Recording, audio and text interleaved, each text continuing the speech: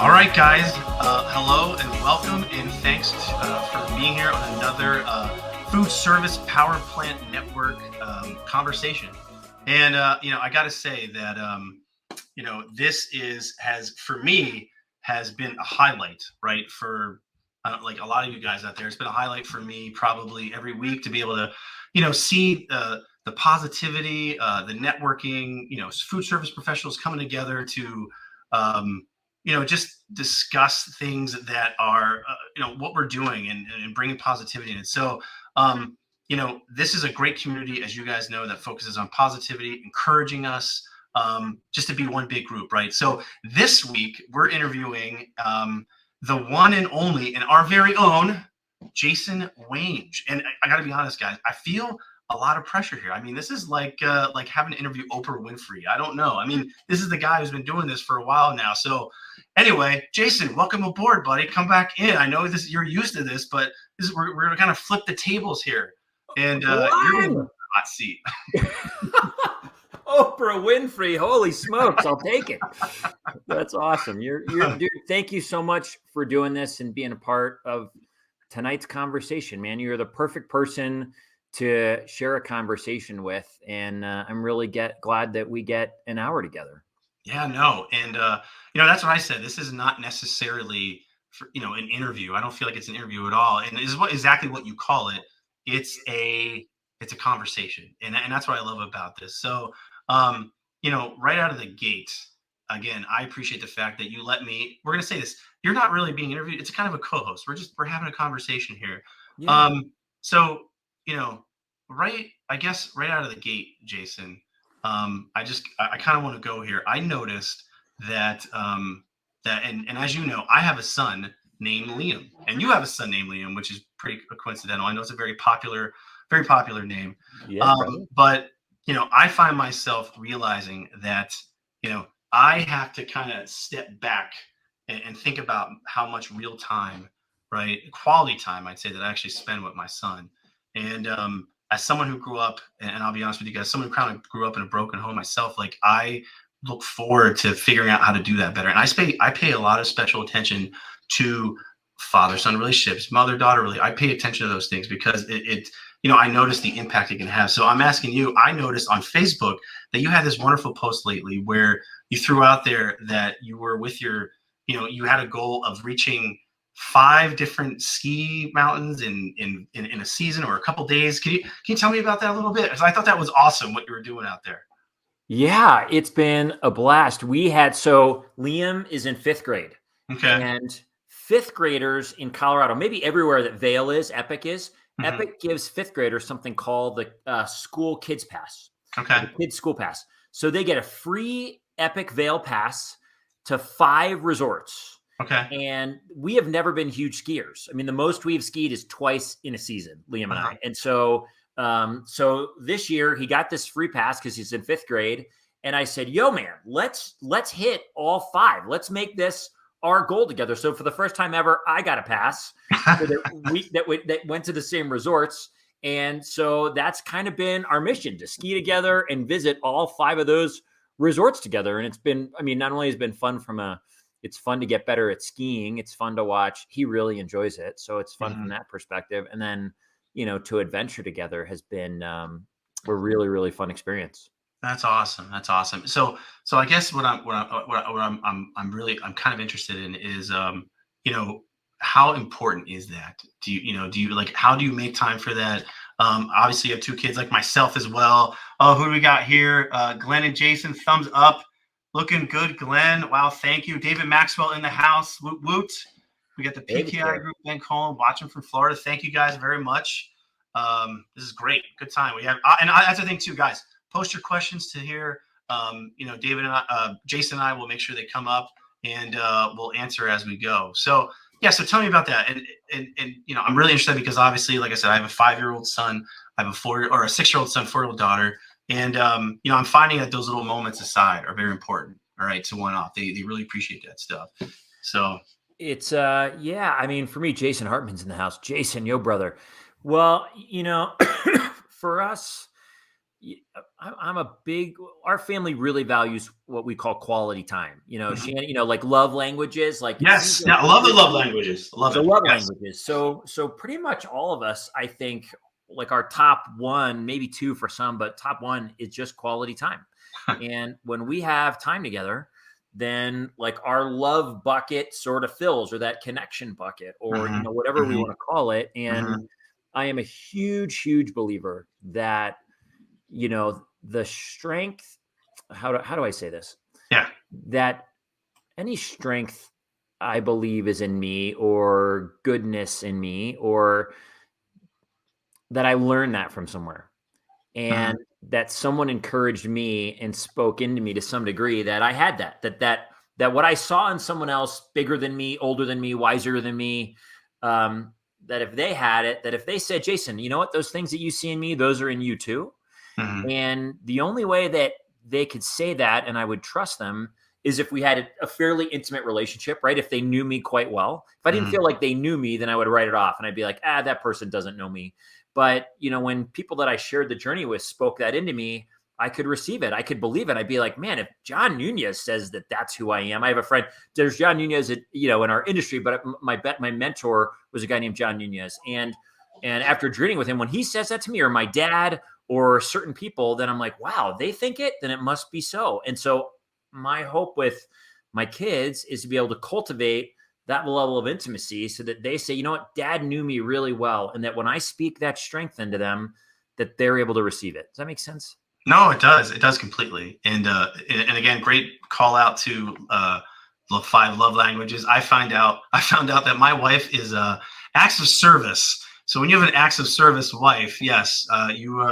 I found out that when she asks me to do something, it's her saying I love you. All right, I get it. All right, and I have to return the favor. So Good anyway. man. Good man. Way to pay attention to that. That's great. So thanks for kicking it off that way. I appreciate it. So I guess let's kind of hear a little bit more about your story. I know that a lot of people have heard some things about you, Jason. I've heard how you got in the food service industry, but I am really interested to know, how did you end up here? I mean, I love hearing these things because I feel like it is a calling, right? I mean, this industry on all levels isn't for everyone, as you know, and it's something that really interests me. And I understand, and you can, I think, correct me, but if I'm correct, you left a rep firm in Denver, right, that you own, to become a regional sales manager for Cal Mills. So that might seem to some as a step backwards in some ways. But can you explain that to me? What led you on your path? Like, how did you get to become, the regional manager at Cal Mill? Yeah, Glenn. Yeah, great question. I was a rep here in Denver for 12 years, and I was a managing partner of a rep firm. I came and joined my dad's rep firm. It was he and my stepmom back in 2008. I had been a history teacher, and my last job in my career, I taught teachers. I was what was called an instructional coach. I had enough tenure to take leave for a year. I decided to try what my dad was doing, loved it, and I worked for him for 4 years. And then in Your dad was in the 2012, business. yeah, my dad. So was my Okay. grandfather. Oh wow. Okay, I didn't know that. Did you feel that pressure, like, or no pressure? Was your at No all? pressure. I grew up, putting away Oneida flatware when I was 8 and polishing like Charleston refrigerators and growing kettles. Like this was Got it. just a part of my childhood every summer. And when I was out here, but no, my dad never put any pressure on me. He always let me do whatever I wanted. I wanted to be a teacher, and I'm really glad I did. And then I decided to try it. I was ready for something new, and was a rep. I worked for him for 4 years, and then he was ready to kind of retire, and so I took his company and I merged it with another one. And that was out of Arizona. I was in Denver, so we became bigger geographically. And then I did that for 8 years until Okay. 2020. Okay. And in the last those last 3 or 4 years of my career as a rep, we Mhm. had just a lot of things happen in our family. um, we were kind of on a path where I was going pretty hard, running, and we were growing our team. We had about 17 people at our peak, and we had, manufacturers, and growing our territory, our region. And it was a lot, and it was consuming a lot of energy. It was really Mhm. hard for me to set some really good boundaries around it. Mm-hmm. And Shannon, my wife was, she stayed home with the kids and helped make sure that they were healthy and good and all of this wonderful stuff, did an amazing job. But then in 2016, I think it was 2017, maybe, I think 2016, she, right before Thanksgiving, Shannon suffered 2 heart attacks. And so that was, and that just, yeah, it was a lot for her. It was a lot for us. Yeah. And it just changed things. We were both, she was doing, I mean, she always did an amazing job, but the energy she had for that and the energy I had to keep going just in my work really changed. The balance changed a little bit. Mm-hmm. And so with that, and then Haley, our daughter, has had, from the age of 4 to 12, she had a surgery every year to repair a leg. She had a leg that was bowed and really short. And Wow. so in the summer of 2019, we lengthened her leg 2.5 inches in 60 days. Wow. And so, with Shannon's health kind of struggling, and this was surgery 6 or 7 of 8. And, Haley didn't walk for 5 months. And it was a lot at home. And I was struggling energy wise to be present at home and be present at work. And I wasn't doing anyone justice. I wasn't doing our company justice. Mm-hmm. I wasn't doing my family justice. The joke, we'd be in the car going somewhere and someone asked me a question and I wouldn't hear it. And the joke was, Dad, where are you? And of course I'm right there, but I wasn't there. And my answer became over time, kids, I'm playing chess. I just felt like I was always playing chess in my head at work. So you weren't present. You weren't present. It was very tough. And so I heard something a while ago that said, and I love this quote. It says, crisis jumpstarts the imagination, right? And, so it sounds like maybe some of that might have happened to you and going through some of this. And, looks like we got some, we got some users on. I'm trying to look at your names on Facebook here. We got Rob Connolly, Glenda Jason Hartman, Taz Sutherland, so much awesome. Rob, Mark Fogarty in the house. Josh is in the house. Yo, Josh, double wow. So, I wasn't, and it got to a point where I didn't know that I was going to be able to give both what I thought they needed, to the degree to which they both deserved it. And so I went to my partners too. So I was sitting with my wife that summer, Haley, we're lengthening her leg. And Shannon came to me and said, Jason, look, I appreciate everything you've done for us for 12 years. Grinding and going and making it so that she could be home with the kids, which was a dream of hers. But she goes, work always seems to come first. And when are we going to come first? And that was a really hard question for me to hear. And so I happened to be doing like a quarterly partners meeting in Phoenix a couple of weeks later. And I went down to the guys and I said, my 2 partners, Armando and Bobby. And I said, guys, I don't know what I'm doing next, but I don't think it's going to be this. And they were amazing and gracious. And then a couple months later, I heard Calmel was looking, and Josh and Noel and the team, I'd represented them forever. They're good friends. And so I said, hey, look, this is going to sound crazy, but what if your new Western was me? And okay, nice. So that's how I ended up. And then of course, I was supposed to start at Calmel, or my last day at Desert Peak was March 20th of COVID. Oh, wow. Jeez. And all those things just compounding. So that was the date that we had planned for months and months and told our factories. And so that last day I was supposed to be off, like vacationing for 3 weeks. We were going to spring break for a week and I was going to play golf with my dad for a week and then like put up pictures and paint baseboards, honeydew stuff for a week. Yeah. And then all of a sudden I wasn't going anywhere and we were home. And that's how the power plant was born. Cause I'm not great at sitting on the couch. And I was like, hey, there's some tools in my story that I have that people might need. And so here we go. We go. Kenny Bazowski. Glenn Kenny's my teammate. Oh, okay. I didn't know. I didn't know that. That's awesome. But it says obviously he's a coworker of yours. Glenn, this is what I can say about my coworker Jason. What you see is what you truly get. He's an amazing man and an inspiration to so many in our industry. He's a natural listener and even a better leader. We are all lucky to have him during these times. So Kenny, that's awesome. Wow. Kenny, you're the man. I love you, buddy. Gosh. So that brings us to the sort of the next phase, right? So it sounds like you had this plan, to kind of take a step back a little bit and reprioritize some things. And someone asked me that a little while ago. They're like, Glenn, what do you think about balance? And I'll be honest, what I said was something along the lines of, I feel like, is there a work-life balance, or is it what you prioritize? It's just a different way of looking at it. And I feel like, it's always going to shift, right? Shifting priorities. But obviously family is definitely key. It's huge. It's changed, I think. And once you have a family, it changes everything. It's a game changer. But it sounds like you had to take kind of a step back, reevaluate, and you were on this path. So that kind of takes us to the next phase and how I basically was introduced to this. So I would say during the COVID times, the winter of COVID, the long winter for those of Game of Thrones fans, I felt like out of nowhere, some of the most engaged people that I keep in contact with, one of our own FSPN members, Bolton, Jen Bolton, she reached out to me, invited me to the network, and I didn't know what the group was.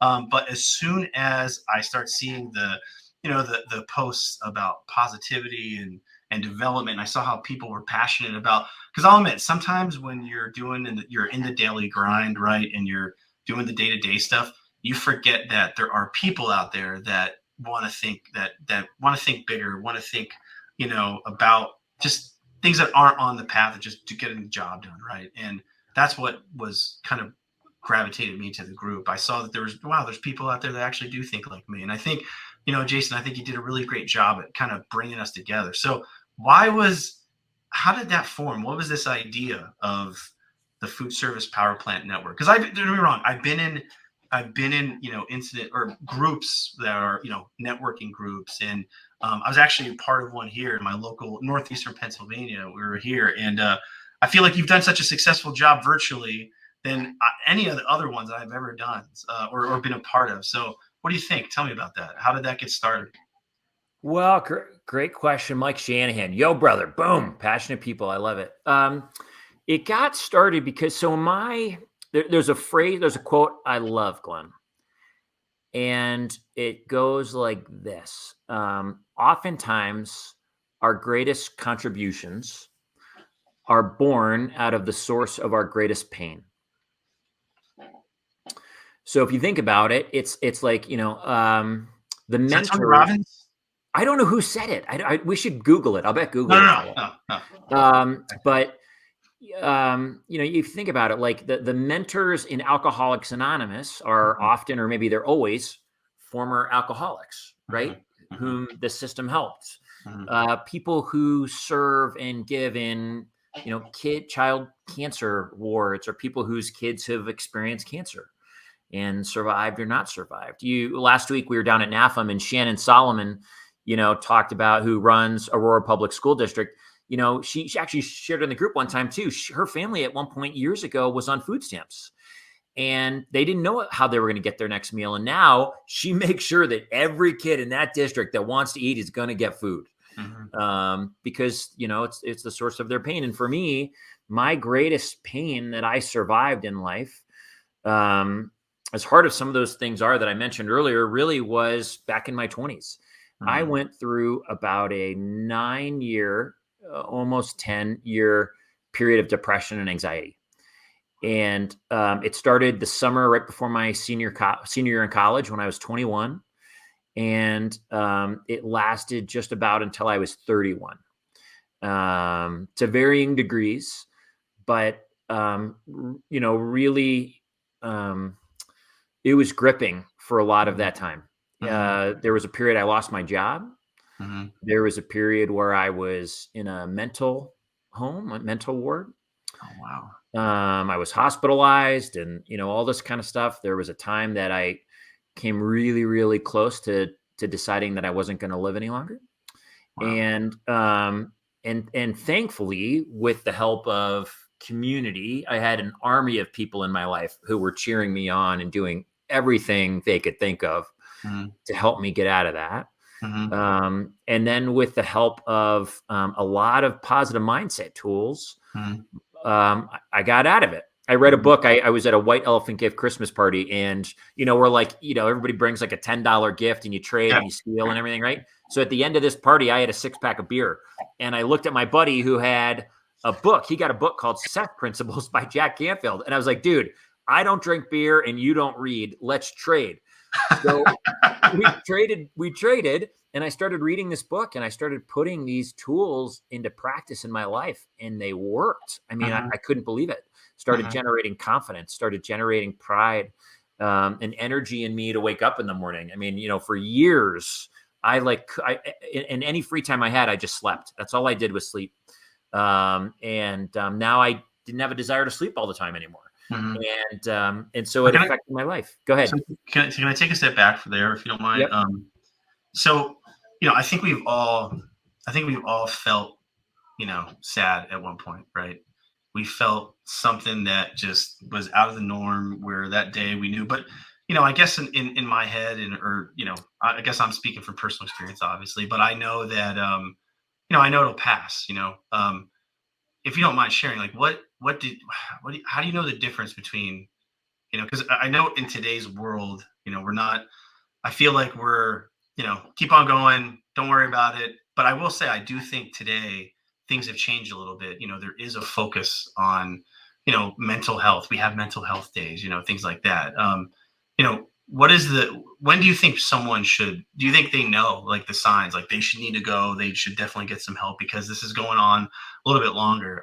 I'll say this, the longest I had a moment where, I switched jobs because I lost my job. Similarly, I just had a new baby, and I wasn't getting a lot of sleep. I feel like just the stressors of that, and not only that, my mother passed, and I remember going through this, like, bout for like a couple months, and I remember thinking, like, is that going to pass? And here's the thing: fortunately, it did. And I know that, but I mean, so is that like the telltale sign for you, or when did you know, like, this was definitely a problem? Well, I mean, for me, it was right when it kind of happened, when I recognized mine wasn't really sadness at the beginning. I'm sure it was. It was a lot of fear, actually. Here. Okay, you're right. Yep. And I was really afraid. And we went, actually, that summer that it began for me. I was going on a trip with 5 other high school buddies. We bought this beat up old van, and we put a new transmission in it, and we toured the West for 6 weeks. Oh, wow. And I couldn't make it a day without calling my dad. Actually, like, every day I just cried or wanted to cry. And my buddies are like, dude, this is the trip of a lifetime. And I was like, Yeah. I know, I should be having a great time. And the only thing I can experience generally or almost is fear for whatever reason. And so that lasted a while. And when to get help, I whenever you think you want some, there's a lot of guys out there, in particular, a lot of people that don't get help, or they're not willing to talk about what they're going through mentally, emotionally, anything that feels down, because they think that it means some level of shame. I always was actually opposite. Like, I would I wouldn't walk up, Glenn, if I didn't know you and I saw you at a show, I wouldn't walk up to you and be like, Glenn, I am really afraid right now. Like, that's not how that would have gone down, right? Yeah. But with people that I shared relationship with, who I'd earned some level of trust and vice versa with, my thought process was I couldn't stand where I was. I hated being afraid. I hated being sad. I hated being empty and low energy. And my thought was, well, with people I trusted, if I share with you what's going on, maybe there's a chance you've experienced something similar and you got out of it. Or maybe you know someone that did. So maybe you've got a tool for me or some insights, or maybe there's a coach or a therapist you work with that you can give me insight to that I can work with. So I always shared with people what was going on in the hopes that they might have tools. And so for me, whenever I feel like it's time, and I will tell you, I did counseling intensely for those 10 years. I mean, sometimes 3 times a week. It was brutal. I'm not as active anymore, but I will say that there are times where anytime I feel a prolonged sense of sadness, grief, fear, I'll reach out and I go talk. I've got some people on my list and I go talk to them. Because I know there's people that can see things in me that maybe I can't see myself. Here's a couple I don't know Yeah. who this is, Glenn. I lost my phone. Oh, here it No, is. I got it. I got it. Here we go. Charlie Saruda. He says, "Hey Charlie, welcome, buddy." He says, "You seem to pull so many sources to share your insights. Where does it all come from? Do you draw from teaching, books you've read, experiences alone? Most importantly, how can the rest of us equip ourselves with a similar arsenal of tools to face bad and good times?" Charlie, rad question, brother. Gosh, so many books, so many teachers. So once I read that book, Charlie, so I have a faith background that I draw from, and an experience of things that didn't work well and things Mm-hmm. that did. Mm-hmm. And I had a lot of really great mentors in my life who taught me a ton things, people I respect and look up to who told me things that just stuck with me. That book, Success Principles, it flipped my world. It flipped my world almost overnight.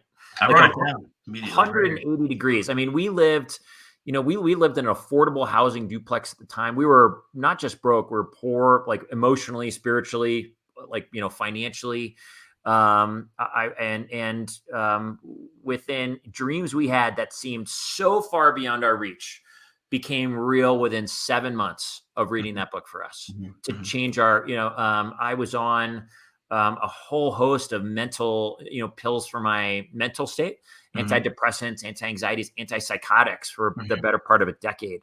Mm-hmm. And I had a dream to, I wondered if I could wake up in the morning and be happy, be okay without those. And I'm a big believer that there's times in life where we need that. Maybe there's our whole lives we need that. So this isn't everyone's story. This is mine. I was like, I wonder if I could do it. Like, I'm just kind of curious after so long. And I worked with my psychiatrist and we weaned down for 7 months. I mean, it was a long, long process. And then, July of 2009 was the last time outside of supplements that I've taken a prescribed pill for my mind. And so I just watched these things happen. So Charlie, when I did that, I started reading all these kind of books, Tony Robbins and Brennan Burchard, Jack Canfield, Brene Brown, Jim Rohn. I mean, Jim Collins, all these folks. And I started soaking it in, and I would go to these conferences. Like, a lot of people go on fishing trips, or let's go on a bowling league or a golfing trip. Like my time off, if I wasn't with my family, I was going to a conference somewhere. And I was just studying this stuff. And so, and then of course, therapists and coaches that I've had over time, I've hired therapists to help me work through things in my past. I've hired coaches to help me develop dreams and hopes in my future. And so all of them, I would say I pull from. It's a great question. How can we equip ourselves with a similar arsenal? Charlie, I think that's a great question. I mean, certainly any of those books, anything that lights your fire, and consequently, one of the missions of what we do is to teach. It's, it's fun to inspire through story and motivate people and create a sense of I can do this. But without real tools, it's like the whole, give a man a fish kind of deal, or give a woman a fish. So that's why I'll do lives with teachings, or any of the teachings on the YouTube channel, or I'm developing a video course right now, so that with a whole bunch of tools that people can walk through the Foodservice Powerplant framework, which is, when a chef makes a meal, there's certain steps they go through to create a beautiful meal they love and they're proud of. Well, same is true as our development. So a lot of these tools I've learned, I've put them into that framework of like a chef creating a meal. And so that I'm going to offer those and teach them so that people can put these tools in their arsenal, if you will, and have things that genuinely work, and can lift them up or give them better perspective in those times. I hope that answers the question. Oh, that's good. That's great. Mark Fogarty, powerful stuff, guys. Much love to you both. Thank you so much, Mark. Good seeing you on here. Love you, buddy. What's up, Mark? Wangy. This is my old buddy from college, Josh Pumley. My nickname was Wangy. Wangy, the journey. Yo, Josh, what's up, my friend? Good to see you, brother. Who's this? Todd Strader. Oh, Todd, love you both for exposing feelings that are so hard to talk about at most times. So many need to hear this and have faith to hear there are so many to help them. Todd, right back at you, brother. Glad we're doing it, man. So, Jason, this is, I'll be honest, this is kind of mind blowing because, just knowing you so far through, these last 2 years and the message that you put out there, your journey, from that to this is, I can't even fathom of what, the challenges that you've been through. But I think, like I said, you sharing with us, I think it kind of gives people the courage to talk about that stuff, to find a better way to kind of move through it. So I've also noticed that you and a lot of people, this is a community, obviously, but they're all contributing toward that message of development, getting better, personal growth. And I've noticed you put those tools out there. You know, Again, I love what we're doing on here, and it definitely feels bigger than you or I, and everyone on this thread right now. Why do you think now it's for lack of a better term, blowing up? Why is it striking a chord, do you think, with people out there, these messages currently, and the success of the Foodservice Powerplant Network? Great question, Glenn. Might tie into this question from Dan. Daniel, thanks for joining us. Do you see the industry making steps towards taking care of our people's mental health? Great question. I think those two tie in with one another. I think when the power plant started, which was tools, I think I did like 43 straight days of a different video. It started with just me doing videos. The first one was on laughter. And laughter releases endorphins and happy chemicals and what that can do to change your perspective. And then on pride and, all these different connection and relationship. And I think we all deal with mental health in some capacity. We all deal with grief. We all deal with sadness. We all deal with energy being low. We all deal with fear. But there's a degree to which forever when life was generally okay and good, right? And that some people felt like they just would hide it, right? Let's put on my professional face. What Dave Turner with Tabletop Journal calls armoring up, right? I'm armored up. This is the best version of me, and I'm not going to let people see the other side. Well, when COVID happened, essentially, universally, almost all of us experienced fear at the same time.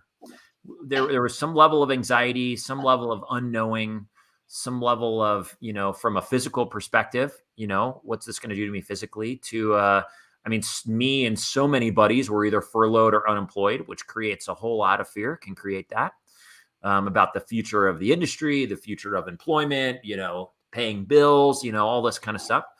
And so all of a sudden we were all in the same place. And I don't think there was a person that could hide it anymore. This is real for all of us. So titles no longer mattered. And we just all became human. And so I think that opened a door for us to be real and not be afraid to be real anymore. For those of us who are willing to acknowledge it, maybe who are a little bit more in tune to what we felt and some levels of grief, it didn't have to be hid.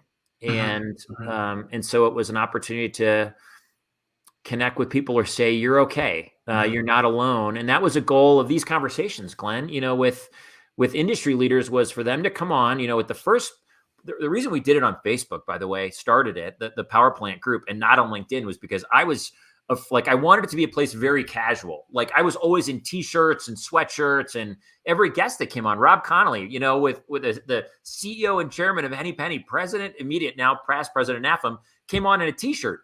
And not something that maybe was on LinkedIn before, but the goal was that he would come on and acknowledge these things that, yeah, fear is real. Yeah, we're unsure. Yeah, we're anxious about the future, and that anyone could relate to him or Deirdre or Allison or, John, your interview with John or whoever that was. And so, so when we had industry leaders come on and say that, yeah, I've gone through hard times.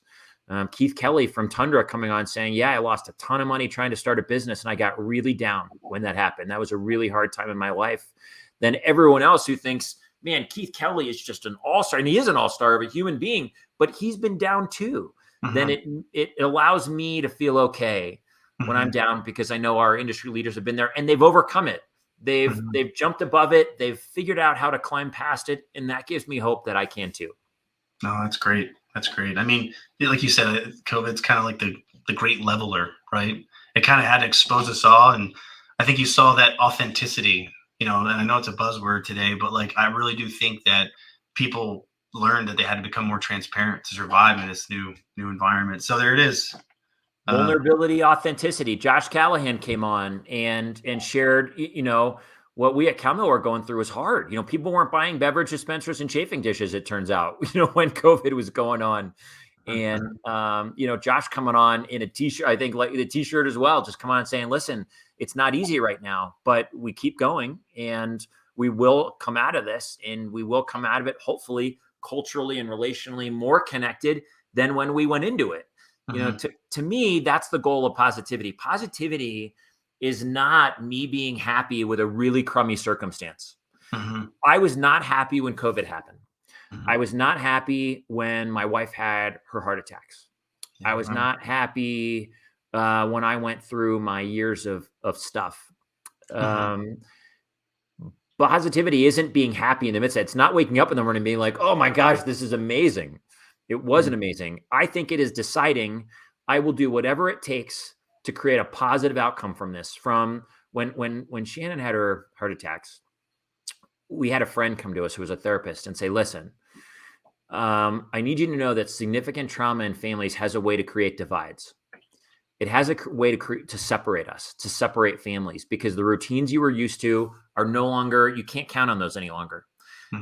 Maybe the ways you related to one another, you can't count on those. And you've got someone who's in a way more, Shannon was in a way more vulnerable position physically with her, just her body. And she said, I need you to work really hard at being intentional to stay together as a family. And so we said, okay, I don't know, this is really hard. We don't know what we're doing, but we will find a way to come out of this situation closer as a family than we were before it. So we made changes. We did this stuff where Shannon and I, once she was able to stand up again, it took a little bit, but that we would just try to dance once a day. I would find her in the kitchen and we would dance. There wasn't music playing. We just danced.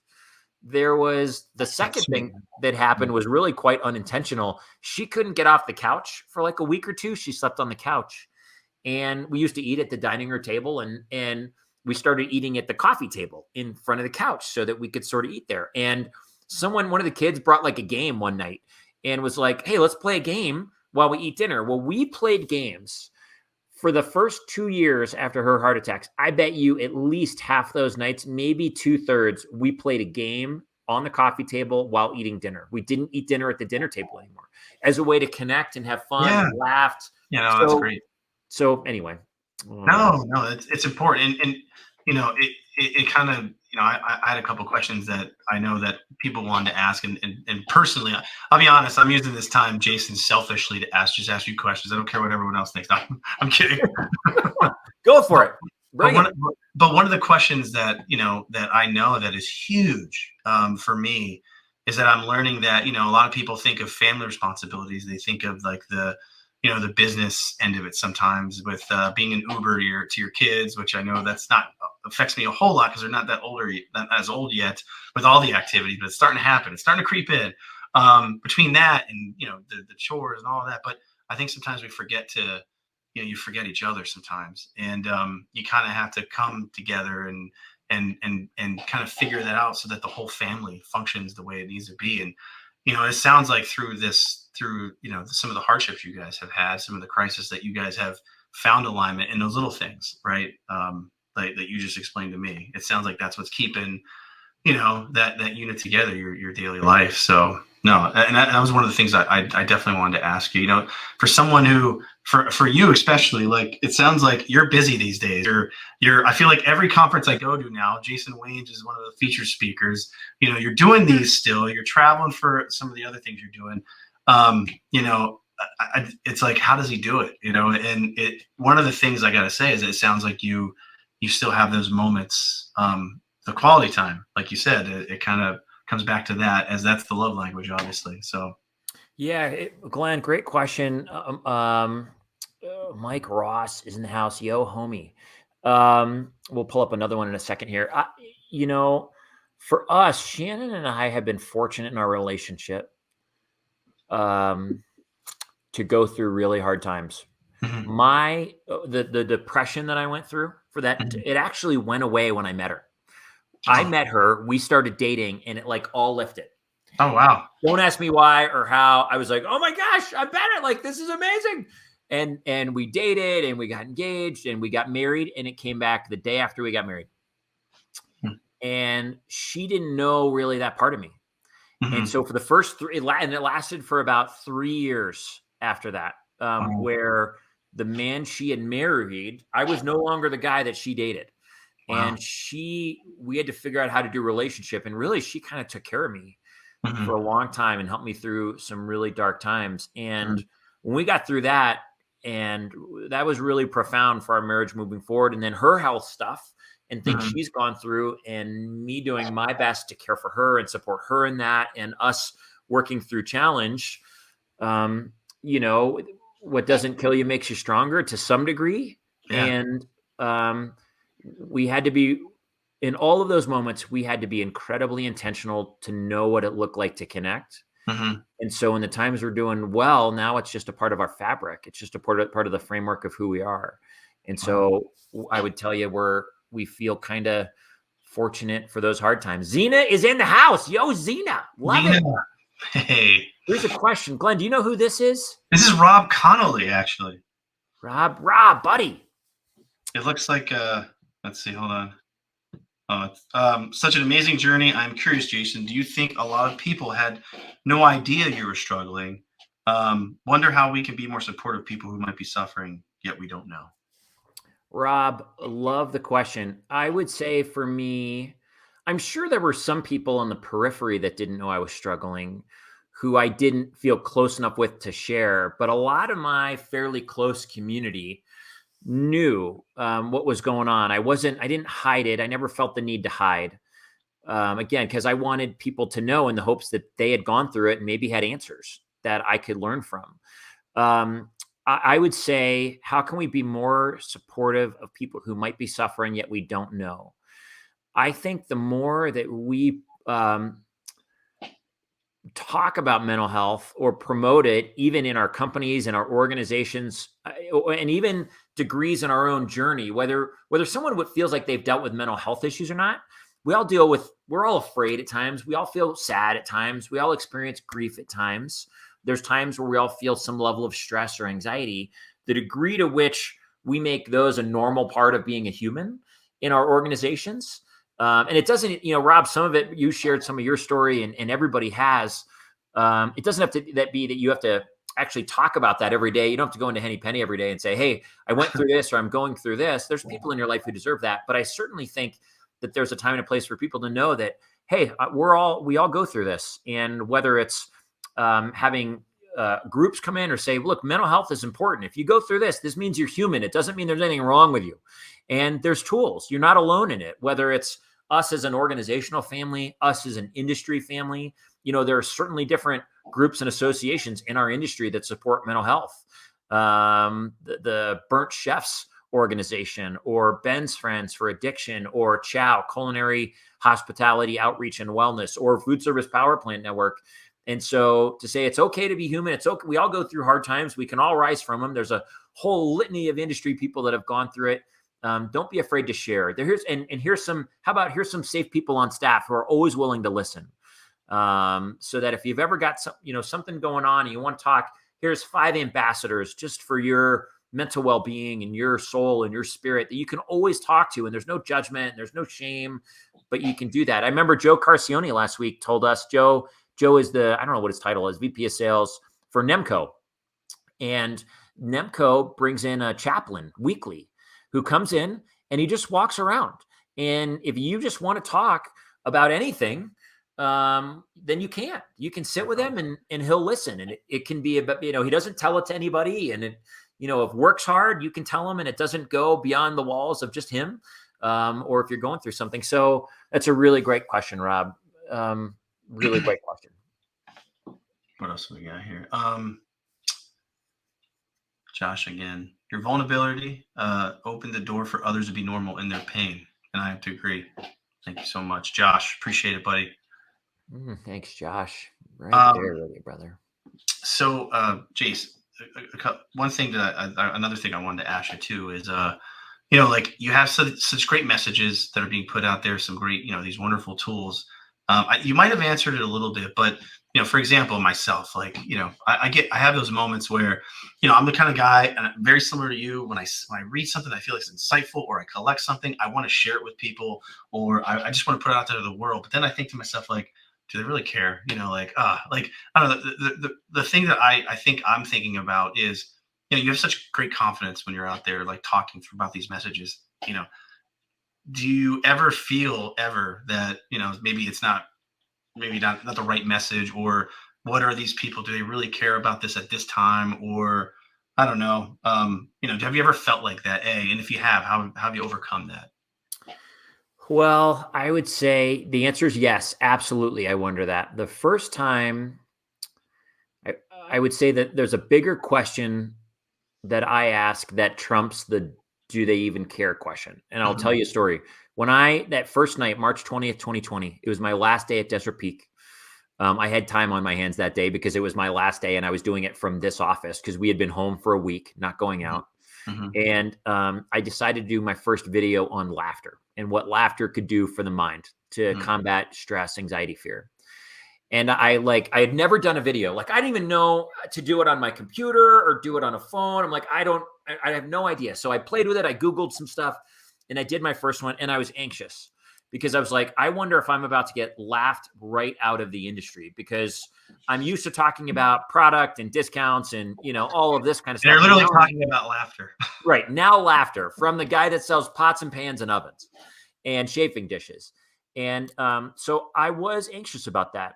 But I would tell you the bigger question I asked, whether was will they care, was do I care enough to offer it? Hmm. Do I care enough that if they, that even if they don't need it, I tried to offer something that I thought could help. Hmm. Wow. So it felt really quite risky. Yeah. The first time I shared my story about my mental health journey was on my front porch. It was when COVID was getting hard. My dad had a friend take his life, and I was hearing a lot about it. Was I think June or July of 2020, and I was hearing a lot of stories. Just things were getting dark. It was just getting hard. Mhm. And I shared my mental health story, some of which I shared with you tonight. And I was kind of scared because I didn't know how the industry would receive a story about someone who had been in a mental home, in a mental institution, or been escorted out of their job into an ambulance. Mhm. And but the question again was, do I care enough, even if there are people that think that there isn't a place for this in food service for me to share Mhm. this? Do I care enough about the people who are going through it that need to know that there are people who have been there before and they're not alone? And so, That changes everything. That pivots everything. You're yeah. right. Wow, I never thought about it like that. But there's people that need it more. Okay. And I would tell you too that if you see confidence, certainly confidence grows over time the more you do things. And Mhm. I've done enough lives, but every time I go on stage, man, my heart rate like goes to like 172. Like I look on my app, it's become a joke with some buddies, like, hey, how high is your heart rate right now as you're getting ready to walk up on stage? And I'm at like 172. And so it gets really, really high. David Maxwell, that is my mindset when I post. David, boom, Yeah. Dave's total, a big contributor. That's great stuff. Puts a lot of good stuff out there. total power plant. Mike Ross. Mike's with Noodles and Company and a friend I've known for a long time. JW, I still remember vividly our lunch many years back when you modeled vulnerability and openness in a way that I'd seldomly seen in my life. Love seeing how you've turned your story into encouragement for so many. Sometimes all somebody needs to get through the darkness is an awareness that they're not alone.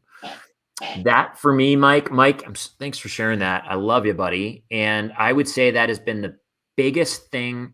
The greatest reason I survived those 9 years was because I had people, I knew I wasn't alone. I had people fighting so hard for me to help get me out of that place. That's what kept me going. My wife, or my friends, my community. I mean, the lengths to which my community went through. My buddies, Glenn and Mike, started Mhm. a fight club for me. I kid you not. We started right after that tough moment. I had lost my job and I almost took Mhm. I built a noose and um, people came to our house and cleared everything out for like 6 months to a year. Shannon had to hide all the pills in our house and give me my medicine so I wouldn't, take them. And Yeah. my buddies were like, we need to teach Jason how to fight, but like Mm. metaphorically, mentally, spiritually, but we were going to start physically. Okay. And so my mentor, John, who's the chief of firefighters here in Boulder, he was a Krav Maga guy and a boxer. And so he got a bunch of guys together and said, we're going to teach Wayne, I'm going to teach you how to all box. and it's going to culminate in one thing. So we like, he got mats. We went into a buddy's garage. We rolled out these mats. Now, it was the suburban version of a fight club. Let's be real. This is amazing. We had headgear and gloves and mouth guards, and he taught us all how to box. And I was training, at my house, and I was running, and it culminated in this fight. I kid you not. I just broke the first rule about Fight Club. That's so funny. This rule didn't exist in my Fight Club. I love it. And it culminated with me fighting in my buddy's garage with 3 of my best friends, who all went, I'm going to cry. One guy fought with me for 3 minutes. It was called Fight Cubed. And it was John who started. He's the Krav Maga chief guy, right? He's just a badass of a human being. And he fought me for 3 minutes. And then at 3 minutes, he jumped out. And then Neil, the Ironman athlete, jumped in. And he and I went for 3 minutes. And then at the end, he jumped out, and Drew, the engineer, jumped in, and I fought with Drew. So 9 minutes. Thank God they gave me the engineer at the end and not the Ironman athlete, or I would have been dead. But and I was the only one that ever did it. Wow. Because, this is who my community was, teaching me that I had strength. That's great. And physically translated to mentally, that I could be mentally tough to train for this, which of course translates to right here. I agree. And so good stuff. That's awesome. A Fight Club. Now we know. Now you know. So anyway, and part of the reason we do these conversations, Glenn, that we share conversations with industry leaders where they talk about hard things and they talk about disciplines, is there's a degree to which all of this is modeling for a percentage of the population that doesn't feel comfortable sharing what's really going on. If we can model with industry leaders, if they're comfortable sharing what's going on in their life, disciplines they use, challenges they've overcome, what they use to build energy, how they handle anxiety or stress, the more we model that for people, and that people in our industry say, wait a minute, if Rob Connolly's willing to share that, then maybe I can. Maybe it's safe for me to have a conversation like that. Then the hope is that more and more people feel comfortable to open up with their communities or their colleagues or whatever that is, so they feel it's not taboo any longer. If your art isn't racing when you're on stage, something is seriously wrong. Thank you for sharing. Wow, you're helping people that don't even know they need to hear it. That is great. Joe Lawless, first rule ever of Fight Club. I totally broke the first rule, but this is a Fight Club that I'm willing to share about because it was so beautiful what these guys did for me, and what our industry is willing to do for each other. Who's this, Glenn? This is Deirdre Flynn. Oh, D. I thought we were going to explode on stage last week. My heart was pounding, and as well we held hands, I could feel yours pounding. It was wildly bullied, generated the positive energy needed to get us through, and no face planting. Deirdre and I were afraid we were going to trip up. Deirdre one year tripped accidentally trying to get off stage and fell like on her face. She was telling me the story, so we committed. We are not falling off this stage.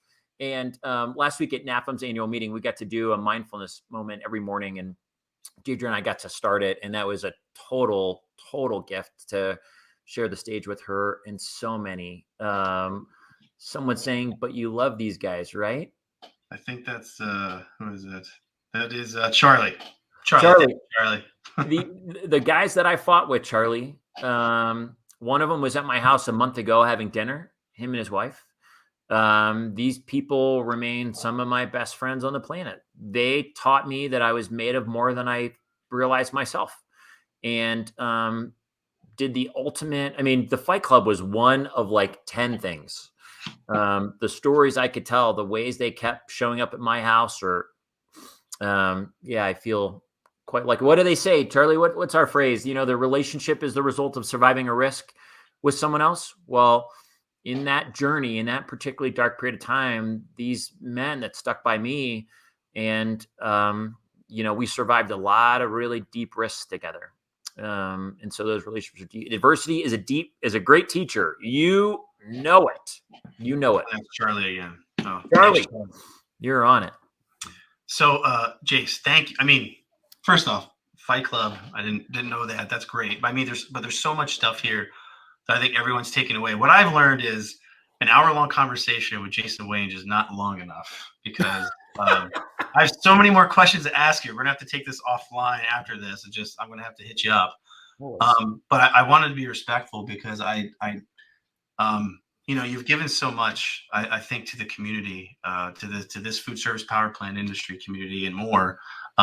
You do a great job of getting everyone in alignment, sharing their stories, and not only that, the part of that I love the most is toward the end when you offer the words of encouragement to others. And I just want to let you know that we're about to do the same for you, my friend. You definitely have some words of encouragement. The problem is, Jason, you have so many, and I feel I'm going to be restricted here because we only have a couple more minutes to go. But I'm going to get through a couple that I have here of people that were willing to share so many kind words. So I'm going to start it off here, and it literally starts with begin tribute, and here we go. So I'm going to read this to you. It says, for generations, lighthouses on high cliffs above the shore sent messages to help mariners navigate dangerous waters and find safe harbor. By creating a community where professionals can gather, learn how to avoid the rocks, and where to find smooth waters, Jason Wange has become a beacon for the food service industry. The fact that the Foodservice Powerplant Network has grown to more than 2,000 plus members in less than 2 years shows the community he's built feeds a hunger for high-touch relationships. Jason's endless passion and enormous heart are the true power that fuel this amazing community. By sharing his dark times, simple pleasures, and supersonic joys, which I want to find out about, he shows us how to be human and how to celebrate. While I've only known Jason for a brief time, in fact, we just met in person last week, I feel we've been friends for all of our lives, and that's a testimony to him. He is thoughtful and thought-provoking, open and honest, warm and caring. Jason might say he's lucky to call the food service industry home, but when the food service industry needs a beacon, Jason is there on a high cliff to help us find the way. And that's Charlie Saruta. Charlie, thank you so much for sharing that. Charlie, man, I love you, man. Gosh, holy smokes. So glad we met. So thank you, Charlie. Again, very kind words. Got a couple more here. Last week at NAFM, I described the pandemic as the best times and the worst of times. And most of us have no problem remembering the worst of times. But to me, there was some best times too. And one of those best times was meeting Jason. He interviewed me on the FSPN. And when I talked to him, I felt like I had known him forever. He's just such a wonderful, welcoming spirit. I can't explain it other than to say he creates a comfortable, trusting, fun connection immediately. What a gift. What a human. So to me, one of the best outcomes of the pandemic was Jason, him creating the FSPN and then me getting to meet him. And do you know who that is, Jason? Here we go. Buddy Rob. That is, let's see. Yes. We would have created SPN if we didn't have the pandemic. I don't know, but I'm thankful and feel fortunate that he did and we met, and how he has touched so many people and continue to impact so many. And his impact will only grow. And real quick, he said last week he did the mindfulness moments to start each day of the NAFM conference.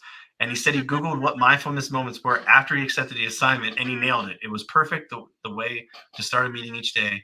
That alone made the day worthwhile. Jason is a special person. I am proud and feel blessed to call him friends. Rob Connolly. Oh, Rob, holy smokes, man. Become such a great friend and mentor. Someone, it's funny that you can build a real relationship, genuine relationship with people, again, who you barely met or you never met for over a year. Mm-hmm. And Rob, I'm so thankful for you in my life. I got a couple more, Jace. So hold on, buddy. So here you go. The work Jason has done in bringing people together in the food service power plant is amazing. It's positive, uplifting, and serves our industry so well. Last year, in preparation for our partnership conference, we were thinking about how to bring together a live and virtual audience. Jason was the first person to come to mind, and he is so terrific at creating connections. He was fantastic. He's genuine, funny, and his passion for people in his industry is contagious. He's also so creative and so fun to work with, and that is Chris Perotti. So, Chris, holy smokes. Thank you. I get to see Chris this week down at SIFA again. I can't wait. I think I have one more, but I'll read this. So here are a few things that come to mind. First, I feel extremely lucky to get to work alongside of Jason every day. so many people get to network with him and see him at the events and conferences. And when I'm attending those with him, I feel like I'm walking around with a famous person, the most humble person, famous person you could ever imagine. He's practiced a few speeches for me. One in particular was a fun memory. Was driving about 45 minutes in the car with him in Florida before a CIFA conference where he was hosting for the first time. He asked if he could rehearse it for me in the car, and it was incredible. I laughed and cried the entire 45 minutes. And when I saw it again live at CIFA, the entire room did the same. And it's no wonder why they call him back to do this year's. He blew the entire room away. Recently, on a work trip to San Francisco, he asked me to join him on a 5-mile morning run as he's currently half marathon in training. I hesitated because I haven't ran 5 miles since pre-COVID, but I thought to myself, there's no way I could miss out on an opportunity to run with the most inspiring human I know. I don't think there's anything more motivating than that. And it was amazing, although I was sore for a full week after. He was chatting away the entire run, though, and I have no idea how. And I had to say, I'm not good at talking while running, so I may not be able to say much. So when he had a fun story he wanted to tell me during the run, he'd say, I'm going to tell you a story that I think is fun, but no need to respond. And of course, I would like, and I'd still respond to his stories are the best, but it was the most I've ever wanted to talk, or I've talked ever during a run, and I ran in half a full marathon before. And then he said, at the end, we stopped so we could go live on Facebook page. I got to watch the person with the sun rising over the Golden Gate Bridge, and I will never forget that moment. I felt like I could do anything the rest of the day, and it was truly the great way to start that way. So she says, one more thing. He's an amazing father and somehow finds time to crush it in his role at Cal Mill, run the Foodservice Powerplant Network with interviews and now motivational speaking functions, be the best family man he can be. He has been traveling nonstop now and things have opened up, and he will go straight from traveling all week, getting home and jumping in the car with his son to go skiing because he promised his son that they would hit 5 different slopes this season. And she said one last thing. She said, I saw him post about this online, and I said to my significant other, Matt, I don't know how Jason has the energy to travel all week and then crush it like this in his home life too. It amazes me. The next day, Matt got up early on a weekend morning and did a workout and had a super productive day after that, and told me he was channeling Jason vibes. If we could all channel Jason vibes, the world would be a lot better of a place. And I think Oh my gosh. I love me some Mary Dunn. She is a force of a human. She is a light as a person and in our industry. She is so gifted. And I mean, I have learned so much from her. I mean, I call Mary all the time and I'm like, Mary, I have no idea. How do I do this again? And how do I do that? And I mean, her energy is through the roof. Mary, I love you, my friend. I'm so grateful to work with you. So, Jason, again, from all of us and everyone, should say thank you so much. The stories you share, the messages you communicate. I mean, how there's always that one guy at the party and on the opposite end who's like, hey, let's do something bad, right? Let's have a shot or whatever. It maybe not be bad to some people. On the opposite end, I'd say you're in the opposite end where, there's that positive peer pressure. I feel like when people are around you, Jason, like they feel like they want to do better. They want to like create things that they know that should be happening in their life. And just want to say thank you. We all appreciate it.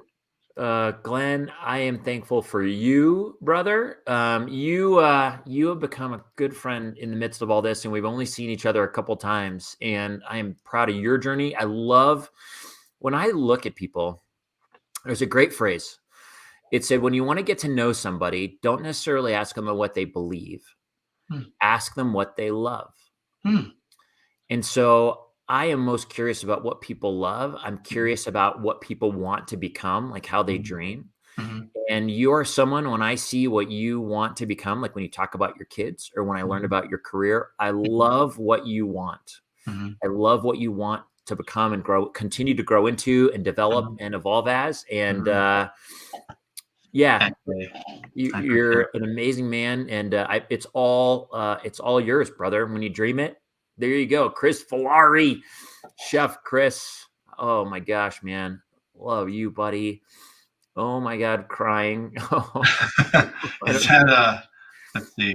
I'm seeing who that is real quick. Let's see. Live chat. My thing has to update here. Come on. Oh, I can't see who it is. That's right here. Maybe I can see. I don't know. I want to be able to acknowledge them. Let's see if I can. Oh, okay. It's Mary. It's Mary. Oh, Mary. Thanks, Mary. You're a rock star. Great conversation. Charlie, Jason, Glenn, thank you for sharing the hour flew. Charlie, man, love you, buddy. Thanks for being my running buddy and my friend and a mentor. I feel so lucky. Agreed. Exactly, Glenn. Mark Fogarty. Mark's in the story, my friend. Love hearing your story. Marcia, oh my gosh, am I thankful for you. Hope I get to see you soon again. Virginia, positive vibes, Virginia. Boom. Right back at you. David Maxwell, proud to be a part of the FSPN. David, you are such a huge part to the positivity and the spirit and the resilience of what was for the industry, with your story and how you continue to encourage. I love it. Oh my gosh. Deirdre Flynn, D, I love you, buddy. You are a safe place. And I loved more hugs, more hand holding. I feel so glad to get to call you a friend. David Maxwell, me too. REB, I want to acknowledge Charlie for keeping the industry up to speed during these crazy times. Boom. Charlie, D, the entire NAFM team, way to go, educating and keeping us up to date on insights in Washington and legal stuff and, all the stuff that's happening there. Boom. Really, really well said. Jason Hartman, love hearing the stories. Jason, glad that we're in it together, man. You're a positive light in this community. Unbelievable. Love it. Glenn, thank you, buddy. You did an amazing, amazing job. I'm glad we got to share a conversation for our friends. And, we're just going to keep doing it. It doesn't end tonight. We'll keep encouraging and loving on people. All right, buddy. We'll see everyone, and we'll see you back here soon. Thank you very much. Good night. Have a great night, everybody. Be well. Later.